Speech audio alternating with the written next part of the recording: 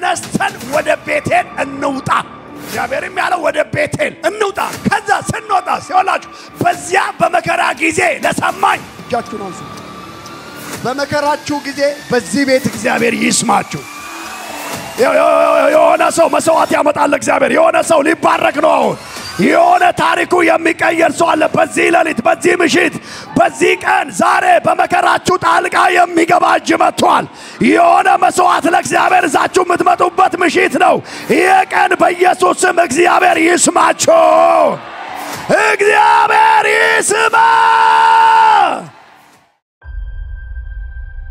ዘፍጥረት 35 ከ1 እስከ 4 እግዚአብሔር ያዕቆብን አለው ተነስተ ወደ ቤቴል ውጣ ቤቴል ማናት ቤቴል ማን ነው እግዚአብሔር መጀመሪያ ተገልጦ የተናገረበት ስፍራ ህልም ያየበት ስፍራ አራቱም አቅጣጫ ላይ ያወራበት ስፍራ ላይ ወደዛ ውጣ ወደዛ ተነስ ብሎ ካለ በኋላ ሂድና በዚያ ኑር የሆነ ሰማይ ያገኛችሁበት ቦታ ላይ በኢየሱስ ስም ገጻችሁ ውረጡ በእውነት የሆነ መገለጥ ያለበት የሆነ መልካም ነገር ያለበት የሆነ በረከት ያለበት በእጃችሁ ነው በጌታ በኢየሱስ ይሄ ቦታ የእናንተ ርስት ይሁን አሜን በሉ ባካችሁ የምትሰፉበት የምትባረኩበትን ቤቴል አድርጎ ይስጣችሁ የሆነ ቦታ ተከራይታችሁ ገብታችሁ ከሆነ ያ ቦታ ለእናንተ የበረከት ምክንያት ይሁን የሆነ ቦታ ስራ ልትጀምሩ ገብታችሁ ከሆነ ያ ቦታ ለእናንተ የመነሻ የበረከት ቦታ እግዚአብሔር ያርግላችሁ አንድ ሌሊት ማንም በሌለበት ምድረ በዳ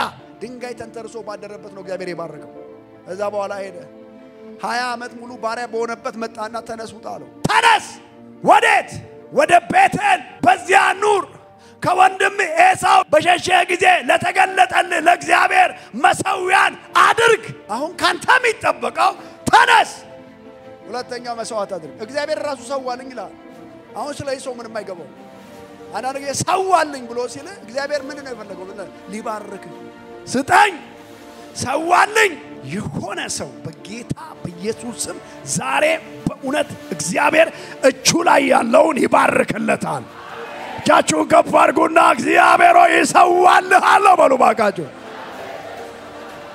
ተነስ እዛ የተናገርኩ ቦታ ቤተሰብን ይዘ ውጣ መውጣት ብቻ አይደለም ሰዋልኝ መስዋዕት ሚስጥሩ በረከት ይዞ ይመጣል ተነስ ብሎ ቃል በቃል ራሱ እግዚአብሔር ሰው አይደለም ያወራው እግዚአብሔር ራሱ እንዴ እግዚአብሔር እንዴት ሰዋልኝ ይለዋል ለካ ህግ አለ ህጉ ምንድነው ካልሰጠ በረከት አይመጣም እጅን ካለቀክ የሆነ ነገር አይመጣም ይሄ የእግዚአብሔር ህግ ነው እግዚአብሔር ኤርምያስን ምን አለው ወደኔ ጩህ እኔም እመልስልሃለሁ አንተም የማታውቀውን ታላቅና ኃይለኛ ነገር አሳያለሁ ብሎ ሲል እግዚአብሔር ያለው ነገር ምንድነው ማለት ነው ለመባረክ መስዋዕት ማቅረብ ነው እሺ ከዛስ ያዕቆብም ለቤተሰቡና ከርሱ ጋር ላሉት አሁን ጉዳዩ ለመስባባት እግዚአብሔር አንተም ብቻ አይደለም በግል እንዴት መስባባት እንዳለበት ነግሮታል አሁን ደግሞ እንደ ቤተሰብ መጣና ሲነግረው ለቤተሰቡ ጋር ላሉት ሁሉ እንዲህ አለ እንግዶች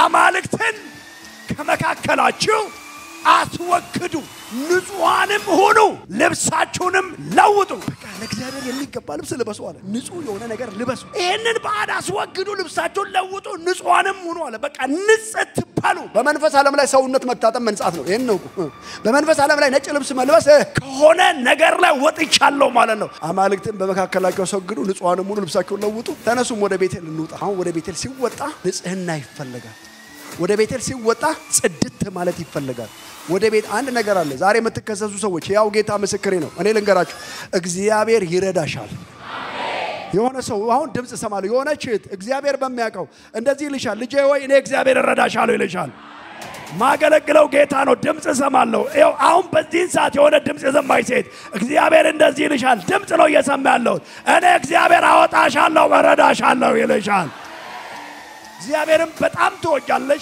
በጣም ትፈልጊዋለሽ የምትከሰሽበት ነገር ግን አለ እርግጠኛው እነግርሻለሁ ጌታ ዛሬ በታምራት ማን ነው ይሄ እጅ ዛሬ ለኔ ይሁን የሚለኝ ሰው ጮህ አሜን ይበል በኢየሱስም በሕይወታችሁ ላይ አዲስ ምዕራፍ እግዚአብሔር ዘረጋ ባካችሁ ለሆነ ሰው ያዘውና ውጣ በሉ ባካችሁ ስለዚህ ወዴት ለመውጣት ለመስፋት ትላንትና የነበረ ማንነት አሁን መቀጠል የለበትም ትላንትና የነበረ ህይወት አይደለም አዲስ የሆነ ብርሃን አለ አዲስ የሆነ ታምራት በፊትሽ አለ ትላንትና እንደነበረው አልቀጥልም የሚለኝ ሰው ዛሬ አሜን ብሎ ይወስዳል እስኪ ጮክ በሉና እግዚአብሔር ሆይ ትችላለህ በሉ ባካችሁ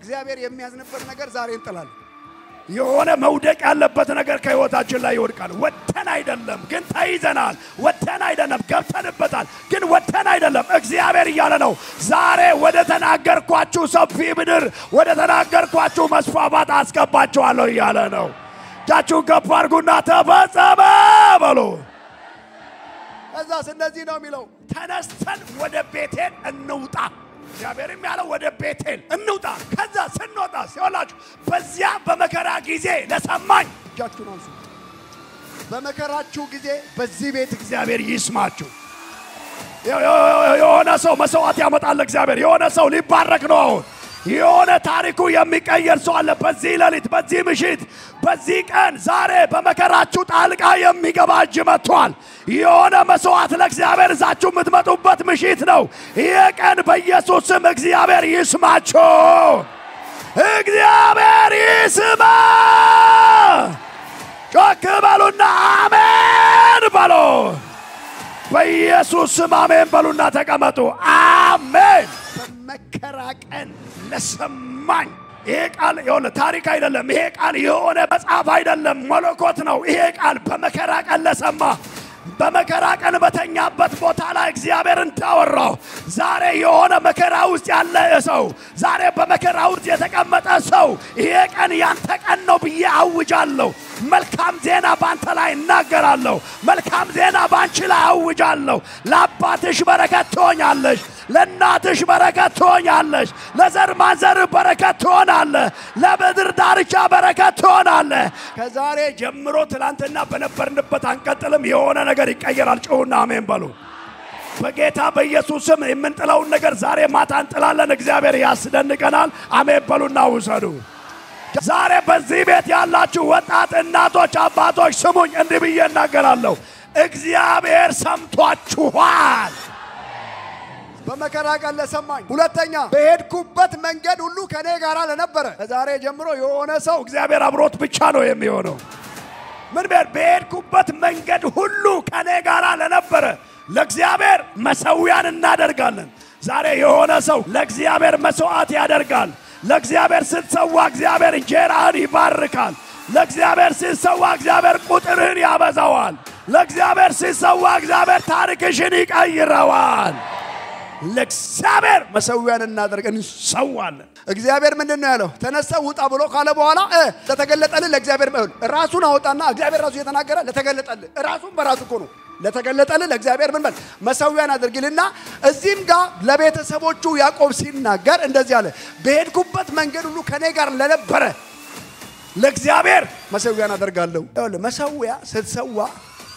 ብዙ ነገር ትቆርጣለህ እጅ ከእጅ ይጠፋል ያለው ነገር ሁሉ ይወሰዳል መስዋዕት ስታደርግ ያለህን ሁሉ ትሰጣለህ ዜሮ ትሆናለህ ተመልከቱ ኤፌሶን ምዕራፍ 5 ቁጥር 2 ላይ ለምትጽፉ ሰዎች ክርስቶስ ደግሞ እንደወደዳችሁ ለእግዚአብሔር የመዓዛ ሽታ የሚሆነውን መባንና መስዋዕት አድርጎ ስለናንተ ራሱን አሳልፎ እንደሰጠ በፍቅር ተመላለሱ መስዋዕት ማለት ራስን መስጠት ማለት ራስን መስጠት ያልተሰጠ ሰው መስዋዕት አይሰጥም መስዋዕት አይችልም መጀመሪያ ሰውየው ምን መሆን አለበት መሰጠት አለበት ለእግዚአብሔር ራሱን አሳልፎ እንደሰጠ ለእግዚአብሔር የመዓዛ ሽታ የሚሆነው መባ የፍቅር ስጦታ ነው መስዋዕት ራስን መስዋዕት ነው አድርጎ ስለናንተ ራሱን አሳልፎ እንደሰጠ በፍቅር ተመላለሱ ማለት ፍቅር ራሱን ለሌላ አሳልፎ ይሰጣል ፍቅር አይቀናም ፍቅር አይመካም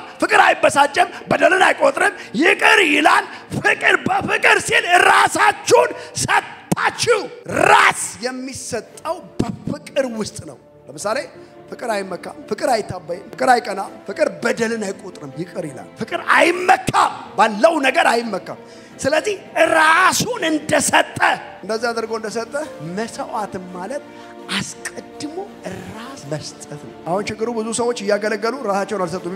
መገለጫ አላቸው የሆነ ጊዜ ቡግ ብሎ ይገለጣሉ። ሁለተኛ እዛው ጋር ዕብራውያን 9:28 እንዲሁ ክርስቶስ ደግሞ የብዙዎችን ኃጢአት ሊሸከም አንድ ጊዜ ከተሰዋ በኋላ መስዋዕት አንድ ጊዜ ነው ያድናቸው ዘንድ ለሚጠባበቁት ሁለተኛ ጊዜ ያለ ኃጢአት ይታይላቸዋል። ስትሰዋ የሚነሳ አካል አለ። ስትሰዋ መስዋዕት ስታደርግ ትንሳኤ አለ። የሰዋችሁት ነገር ይነሳል እጥፎ ነው። አሜን አሜን። ኢየሱስ ተሰዋ ሲነሳ በማይበሰብስ አካል ነው የተነሳው። አሜን። ስለዚህ መስዋዕት ስታደርጉ ምንድነው ማለት ነው? የሚሆነ ለእናንተ የሚነሳ አካል አለ። ስለዚህ መስዋዕት ማለት መግደል። ለምሳሌ አብርሃምን አንድ ልጅ ምን በልልኝ ሰዋልኝ እረድልኝ ማረድ ነው። መታረድ አለበት። ለምሳሌ መሞት አለበት። ለምሳሌ የሆነ ዘር ካልሞተ ይበቅላል እንዴ? የሆነ ነገር ካላችሁ ግደሉት። መስዋዕት ማለት ማረድ ማለት ነው። ማረድ ሰዋው በጉን አምጣና ሰዋው እጁን ጭኖበት ያርደዋል፣ ይሰዋል፣ ይሞታል። ያ ነገር ነው ሚንጫጫው። የሆነ ነገር አላችሁ ስታደርጉ የሆነ ከኪስ ውስጥ ያለውን ነገር አለማወራ የሆነ ነገር አላችሁ ከኪስ ውስጥ አውጥተህ የምትሰጠው ገንዘብ አይደለም። መስዋዕት ማለት ያስጦታ ነው። መሰዋት ማለት ያለህን አንዱን ነገርህን መሰዋትና መስጠት ይለያይ። መስጠት ማለት ካላችሁ ነገር ቆርጣችሁ መሰዋት ያለ ምንም ጉዳይ አብርሃም ለሚስቱ አልነገራትም።